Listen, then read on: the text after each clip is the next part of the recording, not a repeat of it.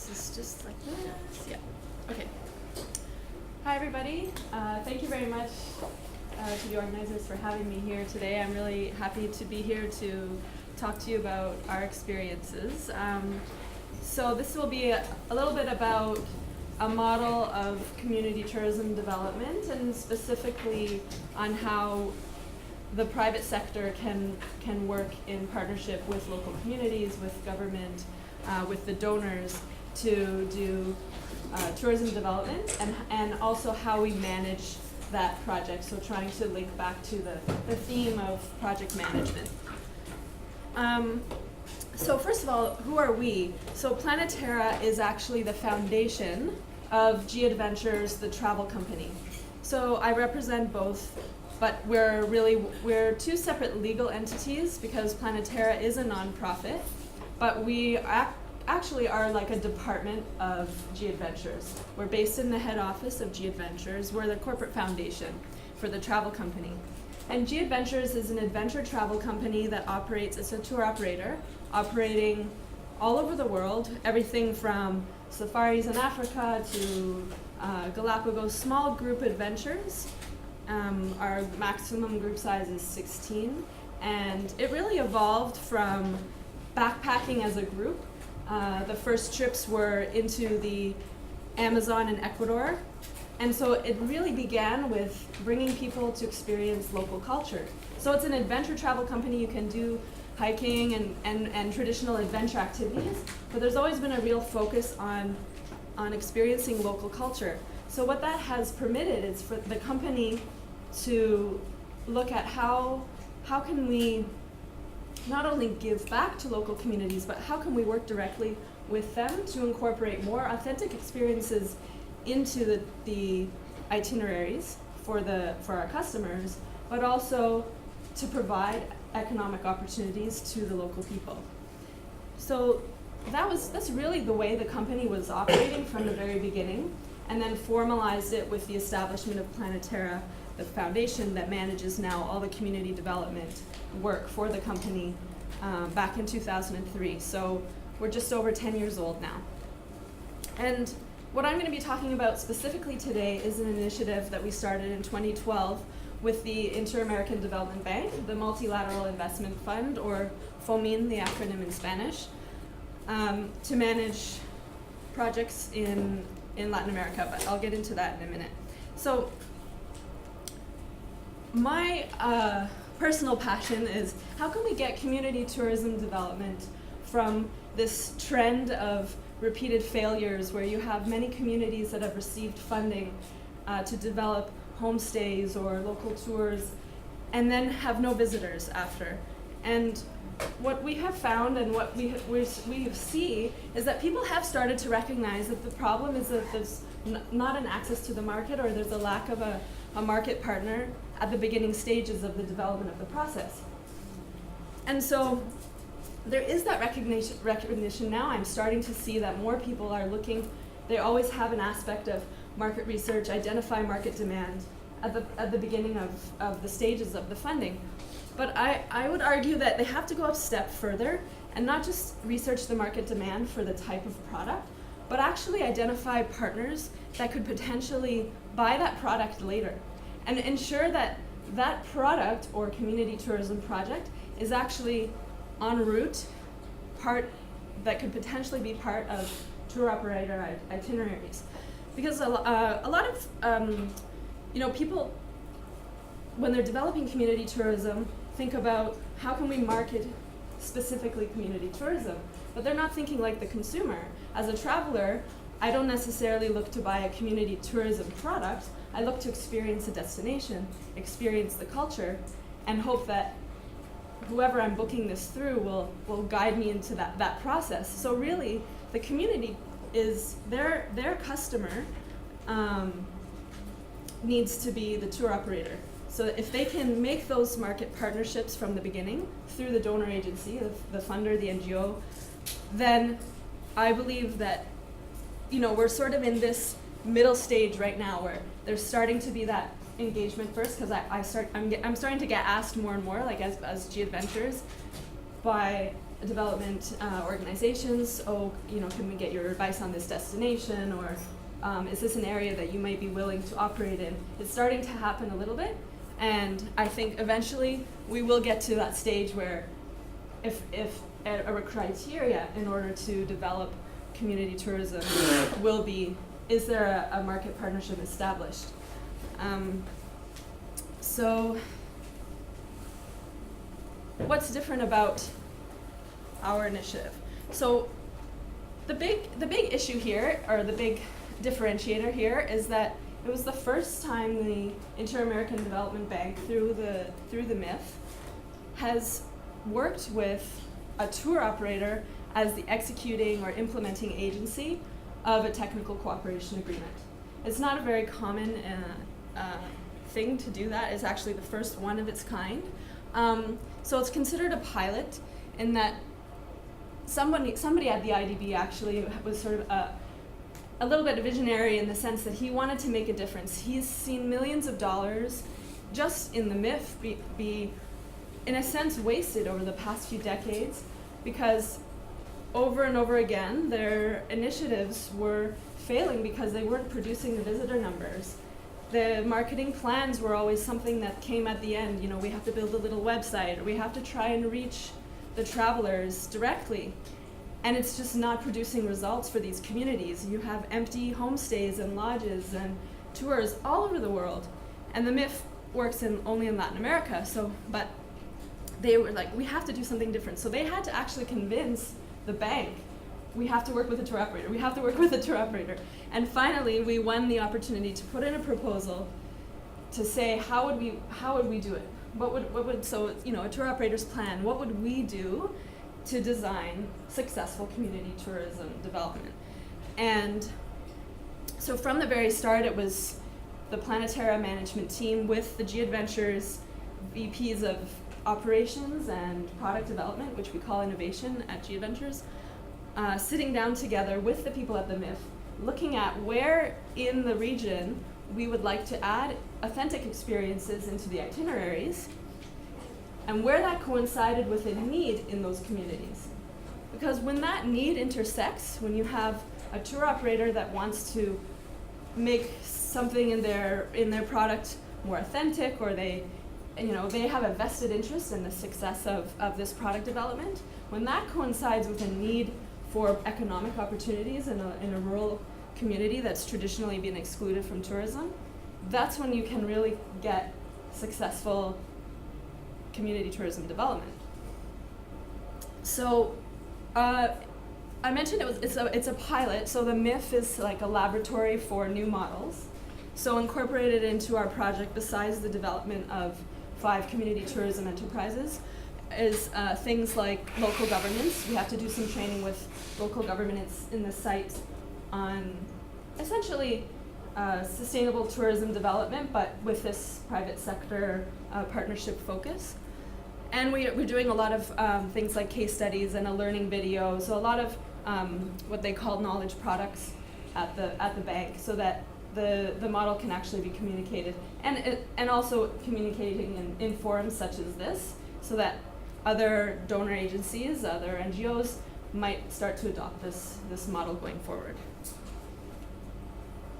The page, I just wanted everyone to know that, of course, I can pass you the specific link, but everything is about the project is open to the public. It's on the fomin.org, so you can see, how it's being, how the impact is being measured, and all of the deliverables that we have to provide, and all the beneficiaries and everything that we have to meet. Because obviously, if with the private sector, in our own private foundation and Planeterra, we can do projects however we decide to do. But when we're working with the bank, they have specific objectives, and so it actually made us formalize the work that we do and develop a baseline study and whole monitoring and evaluation system that includes intermediate evaluation as well as final evaluation, so we can really show the data and say, look at the multiplying effects that working directly with a tour operator has had in these communities. So how does it work? essentially, on the project management side of it, Planeterra is in the middle. That's the team, so myself working with a project manager and 2 field managers based in Latin America, in Central and Peru. We are the ones that are sort of the intermediary. So we're constantly with a back and forth with G Adventures.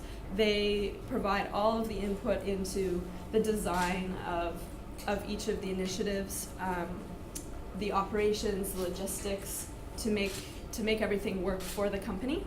And then we work with local NGO partners that help us with all of the capacity building and training on the community side. And that's what the field managers oversee. And then we report all the results back up to FOMIN. So it's very much kind of a 3-way partnership, well, 4-way if you include the FOMIN. But the interesting thing about it is that, you know, G Adventures, because they're putting some funds into the infrastructure and equipment and things like that, but the end results are actually services that they're using in their itineraries. So they have to make sure that they work for them in every way, whether it's standards or logistics, and actually an interesting experience. So the community is getting the best kind of advice because it's real and it's not only real time, but from contracting, negotiating, pricing, reservations, all of those things are coming directly from the tour operator instead of a consultant, or, you know, of course there's NGOs and consulting companies that have that kind of knowledge, but when you're actually doing it for the end partner that's going to purchase your product, you're able to specialize and train in a real practical way. So about each of the sites, so you know exactly what I'm talking about. We have them they're in Costa Rica, in Nicaragua, Guatemala, and 2 in Peru. And the first one is a homestay in Guatemala called Posadas Mayas. And it's a homestay with also a village cultural tour incorporated. The village is San Juan La Laguna on Lake Atitlan, and they have many little cooperatives of handicrafts and natural products and art galleries, and it's very much a village of cooperatives. And so our travelers visit not only the homestay, but they do a tour of the village and purchase the different products. So they had received funding from the government and training to develop a homestay program, but they needed some funding for some infrastructure and a little bit more specific training to work with our travelers. And then, but they weren't really receiving any customers yet. They were also trying to market directly to the international traveler, which is difficult for a rural indigenous community. So now that they have been working with us for the past couple of years, they get about 1,000 travelers a year, so it's about 2 groups per week, each week throughout the year, and provides a pretty steady, it's only a group of 16 families at the moment, and provides a pretty steady income for those families. It's a supplementary income for the families. It's certainly not fully supporting them, but it's also to have a homestay, your 100% occupancy would mean 7 days a week, which would be a bit too much of an impact. So homestays generally you want a maximum occupancy of a few days a week, and that still results in a supplementary income. The next slide was it's a little clip.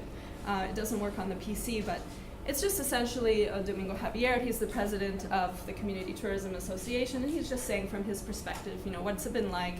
What is it like to have that steady, consistent income, and not only just the income, but also steady customers means being able to really grow as a business, as a micro entrepreneur. For learning, for maintaining your business, all of these things that a real business needs, and they need constant customers, right? So we're able to provide that by working with G Adventures. So another community tourism program, homestays in Ometepe Island. this woman, Socorro, she and her friends in the community, they really were looking for a way to make some more money. They had a dream of bringing tourism. They also received funding from another organization to build guest rooms, but they had no customers. They had a group of students once per year, but of course it's not really a business. Now they had about 1,000 travelers last year from G Adventures, but the company has decided to include homestays on a couple more trip codes, which means that another 8 families are participating. So it's about 20 families right now. But again, it's 4 nights per week actually in this case. So quite a steady flow of travelers there. And in Costa Rica, it's a coffee tour. Now this community tourism product was actually already existing. It received previous funding from the bank, from FOMIN, or MIF, and but they were actually at the point of closing down. They had created this tour in order to bring more money into the coffee cooperative, because the coffee cooperative is made up of really small producers. Like sometimes most of them have a hectare or less of property, so their earnings from coffee wasn't enough. So they decided, okay, coffee tourism is popular in Costa Rica, let's create a coffee tour. But their location is not very good. This is also a major point in community tourism, that location is really everything, and so many funds go to community tourism development in areas that people just aren't going to arrive on their own because the area itself is not unique enough. So this was sort of the case for this one, is sort of out of the way. No one would ever pass by it and say, oh, let's stop for a coffee tour. So the FOMIN said, is there any way, can you look at this one and see if it would work for the company? So we were able to include it. They didn't require funding. They required a little bit of training in terms of working with the tour operator specifically, but not much. They were able to, now in this year, as of January 1st, they're included in several trip codes of G Adventures, and they are now going to be, just in this year, doubling their visitors and their income. And they were able to take their 6 months reservation blocks. One of the things about working with a tour operator too is that they know, especially with a high flow of tours, they know how many visitors they're going to have in the next several months. So it really helps for things like for other financing. So they said, okay, we know we're going to have, they have a restaurant, so they serve our groups a meal and then do a coffee tour. And they went to the Ministry of Agriculture and said, we need to expand our restaurant, and here's our evidence of future business. So it's another aspect of the model that actually the past director of Planeterra, Megan Epler-Wood, she envisioned that we could actually help communities get financing by showing that there's actually future sales coming. So it's a type of collateral that they can use for financing. In this case, they got a grant from the Ministry of Agriculture, but this could theoretically be used with banks, and we have an element of the project to actually research that as well. And that's just the manager of the cooperative, and we were talking to her, and she's just really grateful that they didn't have to close the coffee cooperative, obviously, or the coffee tour, and they're doing really well now. Okay, so the last 2 are in Peru. This is actually the biggest one of the 5 for us in terms of investment in infrastructure and visitor numbers. So G Adventures brings about 15,000 passengers per year to specifically to this region of Peru, most people doing the Inca Trail en route to Machu Picchu. So this is in the Sacred Valley. And the day includes a Sacred Valley tour, essentially. It also includes visiting another community Planeterra has worked with on a handicraft cooperative, but essentially a tour of all the archaeological ruins in the region, and then they get their train to take them to Ollantaytambo, and then they go to do Machu Picchu after that, or the Inca Trail. But they wanted something a little bit more special in the day for the meal, because it was just generally a kind of a roadside stop, random restaurant. And so they thought, well, what if we created a sort of a community meal experience with a rural community that had never had access to tourism before, because you have a lot of rural communities in Peru that you're in the midst of this huge tourism destination, but they have no real way of accessing that due to many factors, but mainly lack of financial resources and education. So we worked with this community called Huichuicosco, Little Cusco, and developed a community restaurant. So all of the women who are working in the restaurant had never had any kind of, they had had some cooking training and some kind of training to receive guests in their homes, but had never worked on equipment in a real restaurant. So there was a whole training process on that side. But now they're taking all of G Adventures, and it's open to the public as well, but they're taking all of G Adventures travelers every day. So that's a guaranteed, even in low season, at least 30 guests for lunch per day, up to 100 in high season per day. So they have, it's immediate cash flow, immediate ability to, they've already built here, actually I need to replace this picture, they already built 2 little islands for more tables for really high season, and out of the revenues they've made just since March. So it just started operating in March. And we're developing also other microenterprise suppliers. So within the community itself and in other ones nearby, there's an opportunity to help other small businesses grow by being connected to the restaurant, because you can imagine the supplies.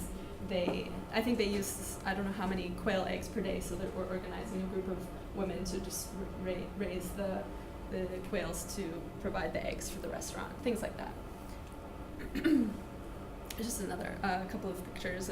It's traditional Andean cuisine made into sort of the nouveau Peruvian way of serving, and all the revenues go back into the community association. So it's completely owned and operated by the community association. G Adventures doesn't receive any revenues. They pay for the service of the restaurant. What they get is a guaranteed reservation. So, or sort of, I guess, preferred space. So it'd be like, investing in a hotel and then saying, so make sure our groups always get rooms there, otherwise it's open to the public. Lastly, in Peru, also the Lares Trek community campsite. This is a really, what we're hoping to see is the replication in the country, actually. It's a really interesting project because, so everyone knows of the Inca Trail. The Inca Trail gets saturated.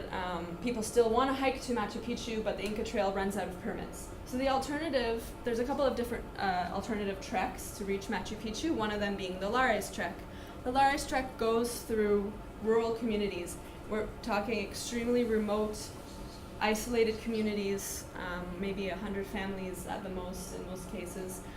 And they camp, so all the operators in the region that do these treks take everything they need. They take the tents, the portable toilets, sometimes if you're lucky, and they just camp wherever they want. So they may pay a community leader or a school to camp on a schoolyard, or it's all like these very open sort of fields. Not a lot of vegetation. It's a lot bit above the tree line, but most communities don't get any economic benefit from this, and in fact they get a lot of negative environmental impacts because a lot of the cases they leave their waste behind. Our company previously was taking the portable toilets and the bags and those kinds of things, but a lot of people will just be using the toilet wherever, and there's also solid waste everywhere. So the idea behind this was to build an ecologically sound campsite with a waste management system, with solar showers, with the biodigesting toilets, and also provide an economic means for the community to actually benefit from having all these people pass through their village. And so they just started operating as well in March. And last year, to give you an example, they earned $250 in the entire year from these ad hoc payments from whatever tour operator might have been in so that, a guide would arrive and say, we have 10 campers can we give you, they would give them like $3 or something to stay to camp there.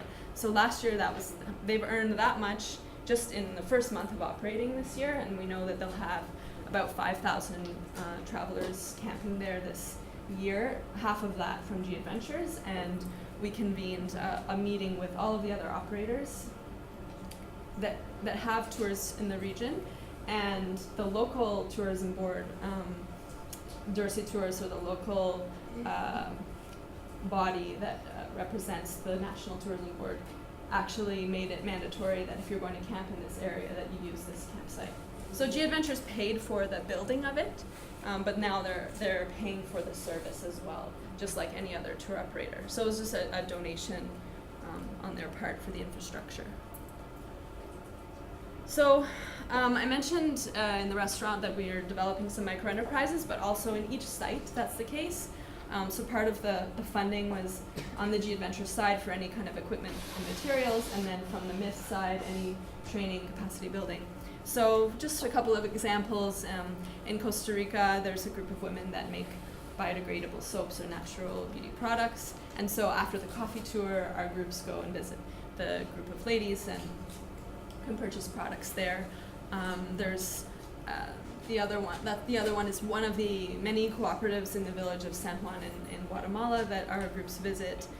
There's one that make teas from medicinal plants. There's a theater group in Nicaragua. There's a water purification, a small business. I think it's 20 women that work to purify the water and refill the bottles, and then all the businesses in the area can purchase them, and then our homestays also purchase the water from them. So trying to link all of those small businesses back to the main community tourism businesses. And so we'll be able to show this sort of multiplying effect in the results of the evaluation as well, to show how when you have that constant flow of travelers you're able to increase the revenue of the main tourism business, then you can also provide other opportunities in the same area.